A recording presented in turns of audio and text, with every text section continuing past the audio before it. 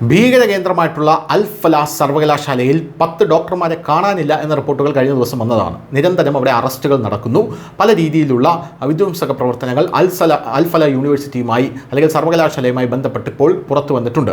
പോരാത്തതിന് ഈ യൂണിവേഴ്സിറ്റിക്ക് അംഗീകാരമില്ല എന്ന റിപ്പോർട്ട് ഗുരുതരമായിട്ടുള്ള ഒരു കാര്യമാണ്. ഇതിനും ED ഇപ്പോൾ അന്വേഷണം ആരംഭിച്ചിട്ടുണ്ട്.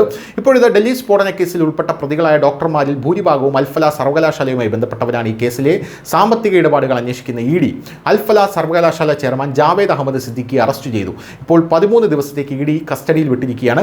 ക്രമക്കേടുകൾ വഴി അൽ ഫലാഹ് സർവകലാശാല 415 കോടിയിലധികം രൂപ സമ്പാദിച്ചതായി അന്വേഷണത്തിൽ വ്യക്തമായിട്ടുണ്ട്. സർവകലാശാലയിൽ നിന്ന് തന്നെ പഠിക്കുന്ന വിദ്യാർത്ഥികളിൽ നിന്നാണ് ഈ തുക പിരിച്ചെടുത്തത് എന്നാണ് അറിയാൻ സാധിക്കുന്നത്.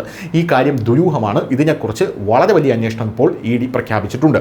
ഡൽഹി സ്ഫോടനവുമായി ബന്ധപ്പെട്ട തീവ്രവാദി ഡോക്ടർമാരെ അൽ ഫലാഹ് സർവകലാശാലയിൽ NOC ഇല്ലാതെയാണ് പാർപ്പിച്ചത് എന്നുള്ള ഗുരുതരമായിട്ടുള്ള വെളിപ്പെടുത്തൽ ഇപ്പോൾ പുറത്തു വരുന്നു.